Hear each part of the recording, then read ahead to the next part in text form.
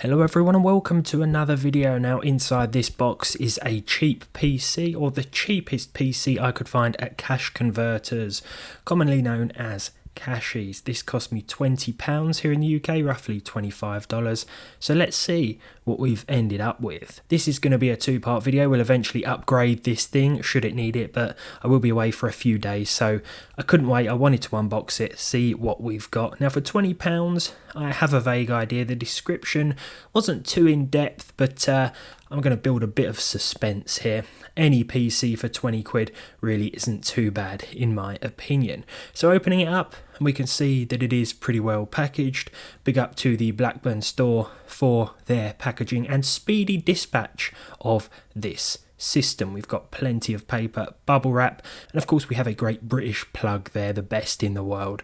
So here we have the PC in the box, bubble wrapped and ready to open. But what awaits inside this small form factor chassis?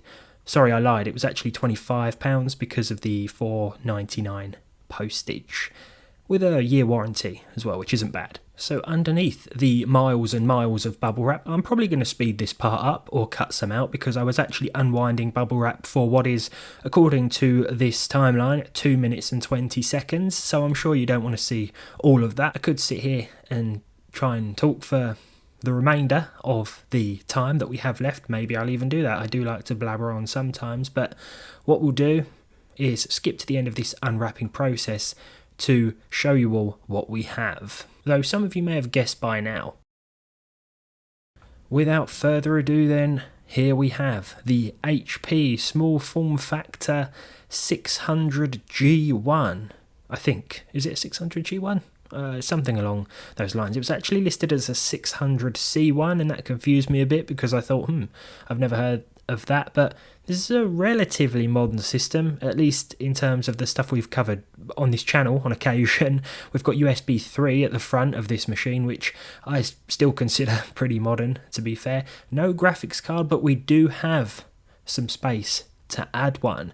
Opening it up then, and we have the chunky OEM fan. Someone's actually upgraded this old beast with an SSD, but didn't bother to clean the dust out, which I'm actually quite grateful for because that is quite a satisfying job, cleaning up CPUs, replacing the thermal paste and all that. We have an 80 plus platinum here as standard, which delivers 240 watts, so we should be able to get a low profile card in here, perhaps a 1050 Ti, 1650, something along those lines, but it's going to have to be a job for another video because, as I say, I will be away for a few days. But as you can see, I think this is a good starting point to what could be a potentially okay system. The SSD has actually been screwed into place at top and bottom using the old HDD screws here. Everything looks to be wired up. This is a proprietary motherboard, so we can't test it with another PSU as part of another system. We have to use this power supply and keep it within this machine. But again, for 20 quid, it's hard to complain. I'm going to have fun getting to all that dust at some point though. The first thing to do is power on this beast, the Pro Desk here, see if it works, and of course we need to test what's been left behind in the DVD drive. I like to see if anyone's left behind any old CDs, games or DVDs. Sometimes we get lucky, but on this occasion not so much. It actually booted straight into the Windows 10 setup. This machine has been reset, which is nice to see. But perhaps more surprising than that, it's also an up-to-date version of Windows 10 Pro as well. I like the built-in speakers that these old Pro Desks have as well.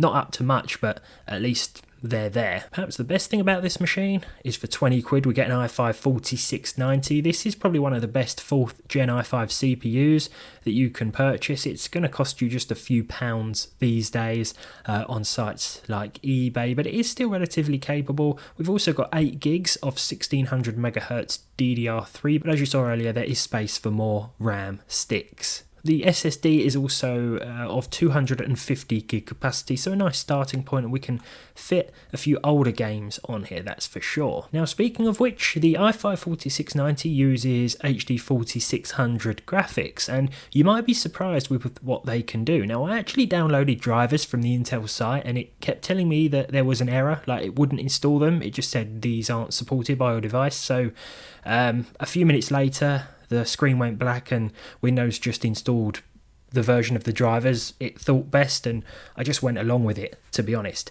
To my surprise, these are actually fairly up to date, and this CPU, this 4-core CPU with its 4 threads in combination with 8 gigs of RAM and nothing but integrated graphics is enough for a few games, albeit at lower resolutions with low settings, and in the case of CS2 here, FSR set to performance. Even then, we're just about scraping by at 30 FPS, but in my opinion, this is still impressive considering the age of the chip. Must be, 10 years old now, at least. And considering these graphics weren't exactly top of the line when they come out, it's interesting to see it handling CS2 here, even though we have had to make a few sacrifices. The Elder Scrolls Skyrim, the original version here, runs at 720p again, but this time with a locked 60 FPS, and I mean, like, locked pretty much all of the time. Even in this scene here with the dragon and all of this going on screen, flame effects running through the forest, there wasn't really much to report in the way of hiccups, and I'm quite surprised at this. You can see that we're hitting less than 60 degrees in this game in terms of the CPU temperature. I think the CPU is still a little bit of a bottleneck on occasion, considering that our HD graphics aren't maxing out here. Could be a VRAM limitation, really. But again, if you pay 20 quid, 25 quid, $25 for a system like this, and you really wanted to play Skyrim, well, I wouldn't be too unhappy at this point. Left 4 Dead 2 is another one that runs really well, 720p here with the lowest settings again, mind you, but here we are with at least 100 FPS on occasion. This is still a very popular title according to the Steam stats, and it's still great fun to play too, not to mention that it runs nicely on a wide range of older and weaker hardware as demonstrated here. As I mentioned at the start, we will upgrade this PC soon when I come back from my short break, but we'll finalise with GTA 5. This is not the enhanced edition, by the way. This is the legacy version of the game, but I think you probably expected that. I think what's more surprising as well is that we have 8 gigs of RAM in this system. There was a little hiccup there that you might have picked up on, but a quad-core CPU in combination with 8 gigs of RAM and an old iGPU, well, I have to say that I was anticipating worse. And on that note, thank you for watching. Let me know your thoughts. I'm pretty happy with this Cashies purchase. Thanks again to the cash converters in Blackburn for the speedy dispatch and packaging. Not a sponsored video, but if you want to sponsor a video, cash converters, I would be more than happy to oblige. But there we are. Thanks for watching, and hopefully I'll see you all in the next one.